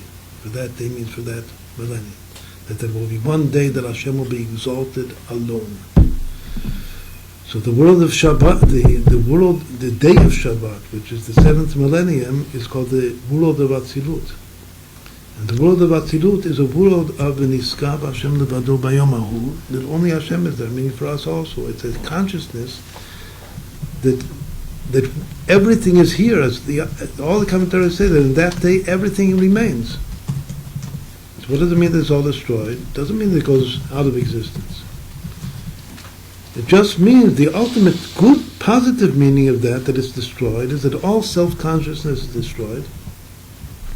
And as the verse says, this is the verse that he brings, V'niskav Hashem levado b'yomahu, that Hashem will be alone on that day. I mean, there's nothing else except Hashem. So if that consciousness, there's nothing else except Hashem, God is out is God. So you don't even talk about how it's created this moment with a memory. It wasn't created at all. That's Atzilut. That's why Atzilut is V'niskav Hashem levado b'yomahu. Bria is this argument of being created with a memory. And if you're created with memory, it could be this second, not even 5,000 years ago. The next one is that at the beginning of creation, the laws of nature were greatly, greatly more accelerated. And therefore, it's feasible to say that it was 5,000 years ago. Because you have no way of assuming and extrapolating that the laws of nature are the same as now. The word of Asiyah is after the hefsek of apasiti, so it just assumes, because it's not in the context of divinity, it assumes that things are the same, and it assumes that the world is real, it assumes that I'm real, and it assumes that what I don't see doesn't exist, so it's a question whether God exists.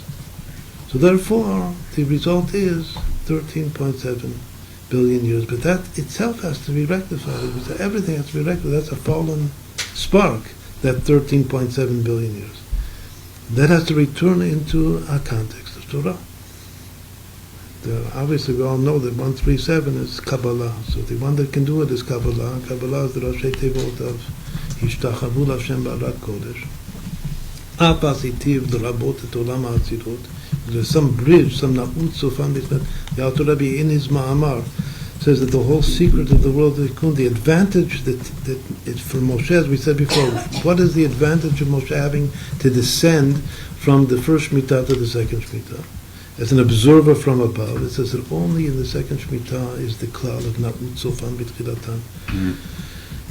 In the world of Torah, there's no na'ut sofan b'tchilatan. For us, na'ut sofan b'tchilatan is af asitiv, according to the interpretation that af comes to the rabot et olam ha'atzilut. That when you get all the way down, even to a world of kfirah, of a heretical world, there's something there, all the way down, some spark that brings you back to v'niskav Hashem levado bayom ha'hu. Okay, so that was about the different lenses of the different worlds and explaining the two basic arguments of the Rebbe that he brings on the age of the world. So in the world of Bri'ah, you don't say that you're changing in your mindset. In the world, the change is in the heart. It's an important thing. Change is in Yetzirah, the world of Yetzirah. It's forming itself anew, it's reforming itself all the time, redefining itself. Right, the final thing that we'll discuss now is just, is it possible in any way or form whatsoever, not taking Sefer HaTmuna out of the picture? That was the number one thing, that there's no point in trying to use Sefer Tmuna or any commentary on Sefer Tmuna in order to explain anything. So just delete Sefer Tmuna. That was the beginning. But let's see, what do many people do? Many people that do not necessarily accept, obviously we do accept it, there are people that will not accept just what they would call blind faith in the fact that the Rebbe says that we must believe that the world is 5,771 years old. Why can I say that and not think that I'm a heretic?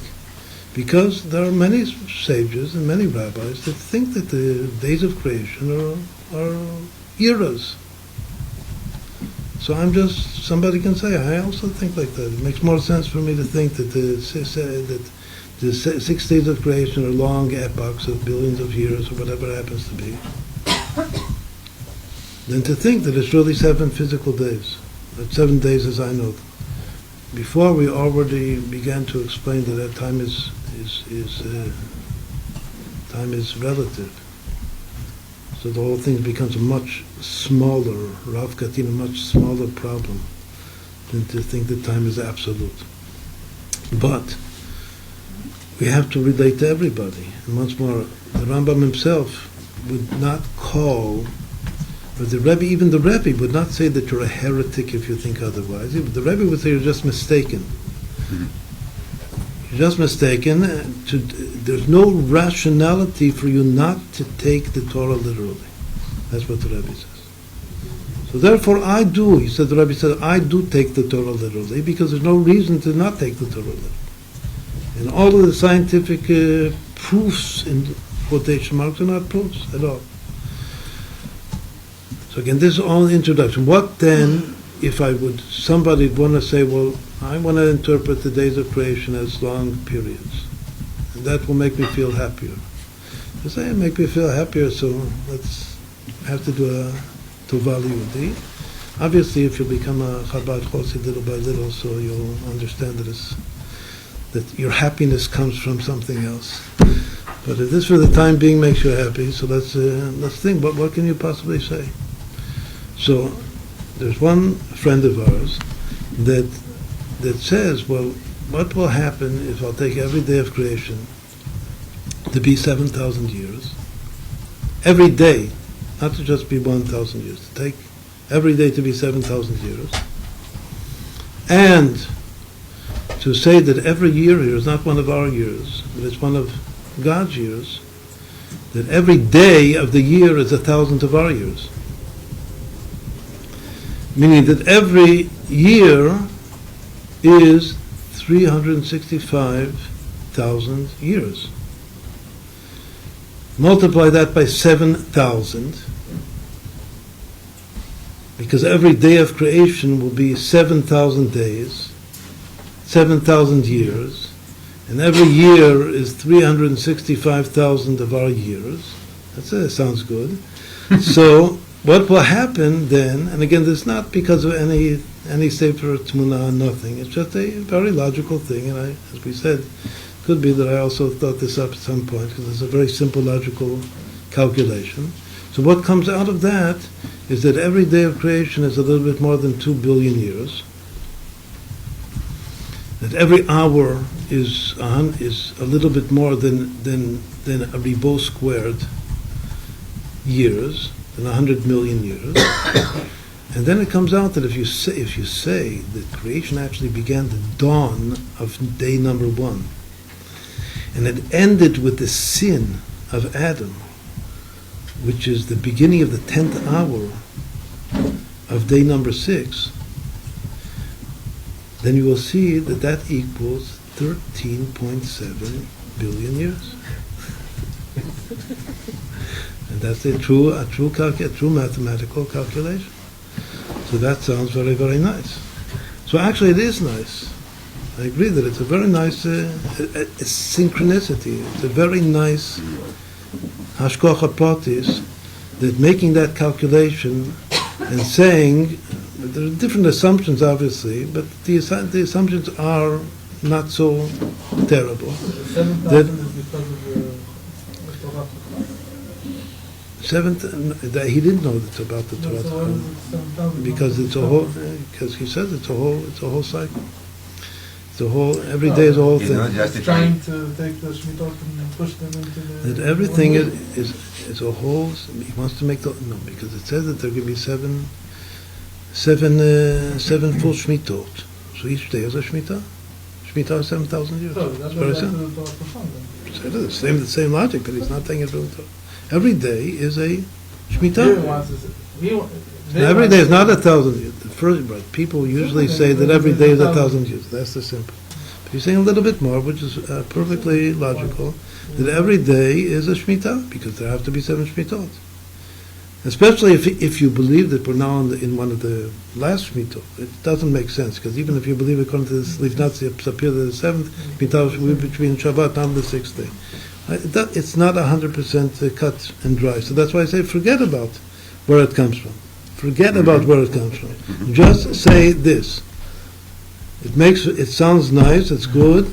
Every day is 7,000 years. It begins from dawn of day number 1, and it ends at hour number 9, the end of hour number, the beginning. It says, had Adam waited for 3 hours, it would have been permissible for him to eat at the beginning of Shabbat from the Eitz Hadat. It means that the sin, according to Chazal, took place at the end of the 9th hour of day number 6. And if we'll say that from that moment on that he sinned, and he then descended to become self-conscious, as is explained in Hasidut, then a different time cycle begins, a different mentality begins.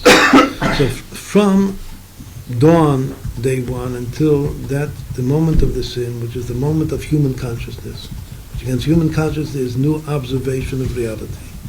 The way now the post-sin consciousness of reality begins at that moment. So if you make this calculation, it comes out to be exactly 13.7 billion years. Great. Sounds nice. So that's a synchronicity. Now, to take it further, every further step makes it more complicated and less rational. When you do things like this, again, this is like play. This is play. It's called shashui. When you do things like this, if you're lucky, now to be lucky is hashkocha pratis. There's something good, there's something true about being lucky. If you're lucky, it will synchronize in a certain way, but it will not synchronize in every way. Would it be Torah true? I could now take the 6 days and 7 days of creation, and every statement in the Torah of what happened on each day would exactly fit into place. The only thing besides the basic 13.7 billion years that fits into place, again based upon an assumption which is not 100% necessary, is that if I imagine that the according to the second account of creation, that the animals were created a little bit after the beginning of Hashem forming man, say the 4th hour of the 6th day, then that comes out to be 500 million years ago, which is what is called the Cambrian explosion of the appearance of animal life. But that assumption is very questionable in the first place, and everything else does not agree.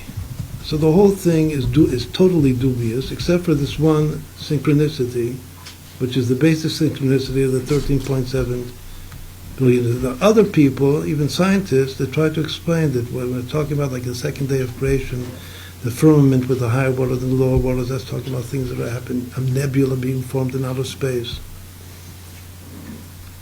The most basic question is what is the vegetation of the third day? So it says it really didn't, Rashi says it just was on the surface of the earth. It grew afterwards when man came in and prayed.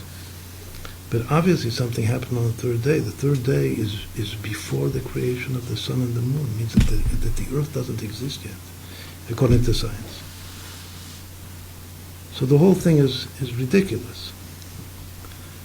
Obviously, whoever explains the pshat of the days of Breshit, so we'll explain, this is a topic that we're now dealing with, what's called the water cycle. That the water cycle on earth, with evaporation and rain and the abyss and the rivers and the sea, that obviously is what the Torah is talking about on the second day of creation and the beginning of the third day of creation. The Malbim, for instance, explains that how can there be vegetation on earth without the sun? The sun is on the 4th day. So he says that the vegetation does not require the ability to see the sun. It just requires light. And light was there before. And the light had heat to it, so there was warmth and there was light. It wasn't the sun. Now, personally, the way that I would begin to unravel the order of the days of creation is based upon the fact that what the creation, again, nothing was created anew, only the first moment. But what it means that Hashem hung the sun and the moon and the stars on the 4th day, so to me it's very clear that that means that the atmosphere became clear enough that the celestial bodies become visible from earth. Because that's what the Torah says. It says that this is in order to count days and to calculate times. So in order for days and times, that means that you have to be able to see it. What does it mean, the creation of the firmament on the second day? The firmament is the atmosphere. Now, we'll say something that has to be, it's a whole topic by itself. According to almost all of the commentaries, the higher waters there's a certain level of the atmosphere. We know that the atmosphere has different levels to a certain level of the atmosphere. It is called the rakia, and most of the water cycle, which is the evaporation and clouds and rainfall, all takes place underneath this level of the atmosphere. But there are certain exceptional rains, and this is the way the Bechaya, based upon many, many explicit sayings of Chazal, and the Malbim based himself upon Rabbeinu Bechaya, says this is a difference throughout the whole Torah between Geshem and Matar. That Geshem in general is what falls from what's called now the waters, the simple water cycle of under the rakia, this level of the atmosphere. But there are certain exceptional times that there is water. Where it comes from, again, this is like a simple scientific thing that has to be explained. But we'll call it, there's waters and rain, which is called matar, versus geshem, which comes from above this level of the atmosphere, which is referred to as the rakia. In any event, that's the simplest and most straightforward way to explain that whatever we're dealing with here, we're dealing with the water side. Earth was there. Earth, not according to all of these weird interpretations, the first day of Hashem created the heavens and the earth, it's talking about the Big Bang and talking about things way, billions, 10 billion years before there was ever an earth in the world. that is not the pshat of the Torah in any way. Even if you say that it's all a parable, or it's not a parable, it's all not to be taken literally. Even if I would say that the time scale is not literal, but to make the rakia and the earth and the vegetation nebula developing in outer space, that for me is ridiculous. It's absurd. The Torah is talking about the earth means that, as these different interpreted commentaries said, that from Breshit until Yehi Or, maybe that, then you can have 974 generations. A lot of things can happen. Who says that every day is the same period of time in the first place? For instance, this particular calculation that we meant, that we said, is again, it's like it's still an Asiya mentality, because every day is the same time. Who says? If you already want to take it out of context. If you want to put it in context of day of the day, but if you want to say that 974 generations happened just in the first two verses, so maybe the first day is way longer than the second day. If you're already not committed to the simple pshat. That makes much more sense, but it's very clear that the first day there is a heaven and an earth. As we know, not some parable for something that's taking place right after the Big Bang. And then the second day there is a rakia, which is the atmosphere of the earth. And something is happening there to divide between higher waters and lower waters. And then on the third day the lower waters come together. And then there can be vegetation because the water cycle has been completed. And there is warmth. There's still, the atmosphere is too dense to see the sun. But there is warmth and there is light, and that's enough for photosynthesis to happen. And then vegetation can begin in some basic way. Then the atmosphere clears. Then it continues. Then come the fish and the reptiles and the birds, and then come the animals and man. So that's what the time scale is. So again, as the Rebbe says, no reason to, unless you can prove to me otherwise, I'll just assume that it's what it says. But the first thing, if you're a committed and a dedicated Torah student, I won't say scholar, because nobody here is a scholar of Masei Breshit, but if you're a simple Torah student, so you do not say that the rakia and the earth and the waters is nebula developing in outer space. That's all. And as we said, the question of the third day, the basic question of the days of creation are the third day and the fourth day. And according to that, to say that every day is the same period of time, and altogether you have your 13.7 billion years, which is great, a nice thing. But there's no logical, no good way to explain the third day and the fourth day of creation, and also the fifth day, because the fifth day was the fifth day is the fish and the birds. According to this time scale, that's 4 billion years ago, the fifth day. It's way before what they say is the fish and the birds. Not one of the trees. There's something that it's not just potential trees. Potential is the very first second. There's some vegetation. Even the commentaries say that there really were trees, even though it said that everything was standing on the surface until the sixth day that that man prayed. So it says that was to bring the matar, but not the geshem. That there was already, it's explicit that there already was a water cycle. And there already were trees, just they weren't man-produced trees. But they weren't miraculous trees. They were natural trees from the third day. Okay, so with this we'll conclude, and we'll wish everybody happy dreams on creating the world anew. And again, we're into Hatzidut and Priya that we're maybe really not here at all. And then continue down. Hashem wakes up.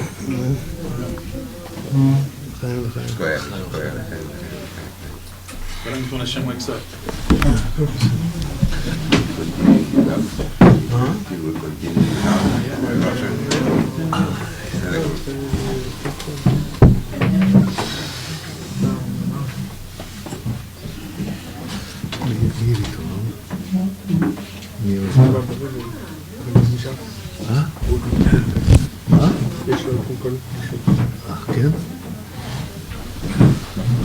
You stay now? You stay here? I'm supposed to take Hannah Rocket. To Jerusalem? And Hannah Rocket is a yeshiva with Bitzchak. I have יחידה I asked, שאלתי אותו אם אנחנו חוזרים לבית שלנו משם פה. But after you take him home? מה קורה שהשם מתעורר? You have a car? אחרת זה היה מאוד קשה, אפשר, אבל קשה. הכל זה רק דמיון. Yes. We're nuts. צריכים לחלום, זה הוא אתה גם נשאר איתיאל? אתה נשאר? מי אתה רוצה לראות? אני חושב לערבב כאן את העניינים.